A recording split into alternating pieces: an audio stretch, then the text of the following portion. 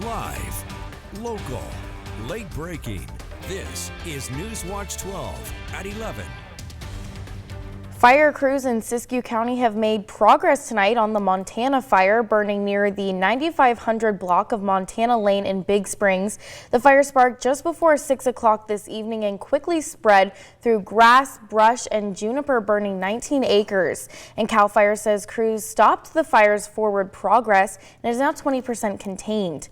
But operations were delayed when an unauthorized drone flew over the fire, forcing all aircrafts to be grounded. Officials say this puts lives and property and crews at risk. Thank you for joining us for NewsWatch 12 at 11. I'm Samantha Cadera. Right now, the only evacuation warning still in place is for zone SIS 5004, and Pacific Power shut off electricity in the Big Springs area for firefighter safety and is now working to restore service. The cause of the fire is under investigation. Now let's turn over to Storm Tracker 12 Chief Meteorologist Matt Hoffman to see what the conditions will look like for our fire crews overnight. Well, we have seen the winds diminish. That's some good news. Take a look at how hot it got though today. 92 degrees in Medford. We hit 90 in Montague near where that Montana fire was burning. 91 degrees in Grants Pass today and 84 in Klamath Falls. Right now, temperatures in the low 70s along the I-5 corridor, 73 in Grants Pass and Medford, 66 in Klamath Falls. We're at 56 in Lakeview, 59 degrees in Mount Shasta, and low to mid 50s along the coast. Just got some passing higher level clouds, mostly clear for most inland areas. Marine layer clouds and fog will be increasing along the coast, including in Brookings for tonight. Down to 57 degrees tonight in Medford, 47 degrees in Klamath Falls. So another cool start. It will still be quite warm tomorrow, but not as hot as what we got to yesterday. We're talking about mid to upper 80s in our west side valleys, some lower 80s in the basin for Klamath Falls, up to 64 degrees in Brookings. The big thing about tomorrow will be breezes picking up. Your day planner for the Rogue Valley up to 86 by about 5 o'clock, but those winds will be picking up out of the northwest, and we'll see those winds picking up throughout much of the region tomorrow afternoon. That trend will continue through much of the rest of the week. We'll take a closer look at the rest of the week's forecast and a peek towards the weekend coming up.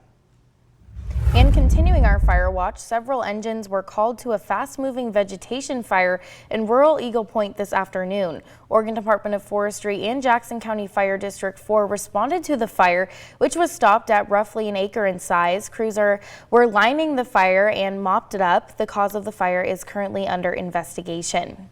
In the Illinois Valley Fire District and ODF responded to the Thompson Creek fire early this morning. Take a look at this vegetation fire. It was first reported around 6:20 this morning in Selma. Responding crews were able to stop the fire with just less than a quarter acre being impacted. The cause of the fire is also under investigation. And tomorrow, a popular downtown Medford restaurant is making a comeback nearly 6 months after a massive fire caused serious damage. Buttercloud Bakery and Cafe is officially reopening tomorrow morning after being forced to close due to damage from a 3-alarm structure fire back on January 9th. That fire started next door at the Medford Mattress Warehouse, and while flames didn't reach Buttercloud directly, water, foam, and smoke used to battle the blaze took a heavy toll on the bakery. After months of repairs and restoration, the owners say they're ready to welcome the community back, and NewsWatch 12 plans to be there tomorrow morning when Buttercloud officially reopens at 8 a.m. And a recreational use advisory has been issued at Lost Creek Lake for harmful algae blooms after a dog recently died at the lake. While the dog's death hasn't been confirmed to be related, Oregon Health Authority says to avoid swimming, boating, and other high-speed water activities where these blooms are present. Children and dogs especially are at risk of being exposed to the toxins from this algae. For more details on how to stay safe from toxic algae blooms, head to kdrv.com. And earlier today, more than 8,000 Josephine County residents were without power. But tonight, that number has dropped to just under 400. The outages were first reported around 3:30 this afternoon, and full restoration isn't expected until after midnight tonight. NewsWatch 12 has spoken to Pacific Power, who said crews are responding and the cause is being investigated. We will be sure to update you both online and on air as soon as we know the cause of the widespread outage. And we're taking a live look at Mount Ashland tonight, where the resort just shared an exciting update. They've completed phase 1 of construction on a brand new green level ski trail called Bumblebee.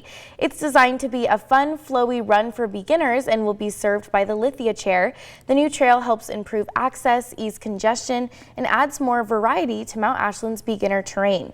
All part of their long-term vision to grow the sport and welcome more snow lovers to the mountain. In continuing our coverage of the bill that sought to keep pharmacies from going out of business, House Bill 3212 was rejected in the 2025 Oregon legislative session. Piling on to the problems of struggling pharmacies, we wanted to know how this impacted patients. Oscar Rodriguez has the details. Oregon has the second worst pharmacy access in the country. Over a few hundred pharmacies have closed due to bankruptcy, reduced reimbursement in prescription drugs, and many more issues. Pharmacists now warn Oregonians they will have a harder time accessing prescription drugs. So what it means for the consumer makes it difficult to find a pharmacy. And now we're going to have more pharmacies closed, and people are going to suffer because they're not going to have access to their pharmacies.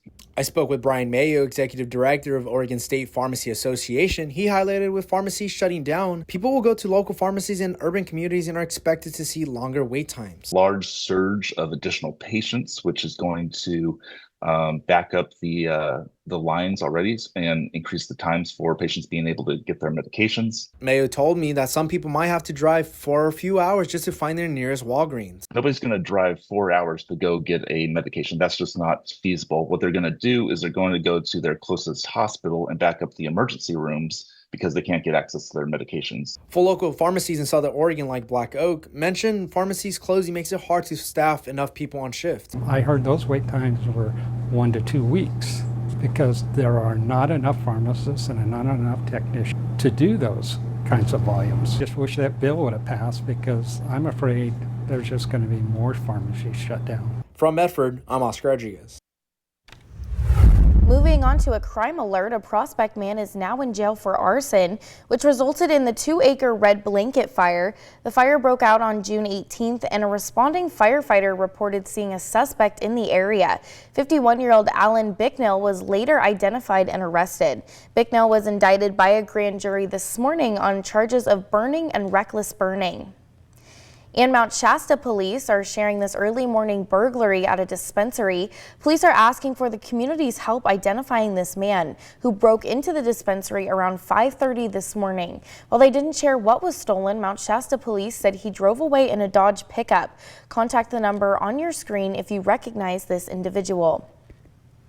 And the Josephine Marijuana Enforcement Team is sharing their search of a third illegal marijuana grow site in Cave Junction in the last week. Several agencies executed the search warrant for a property on Dick George Road. More than 1,500 marijuana plants and 6 pounds of processed marijuana were seized and destroyed. A gun was also seized in the search.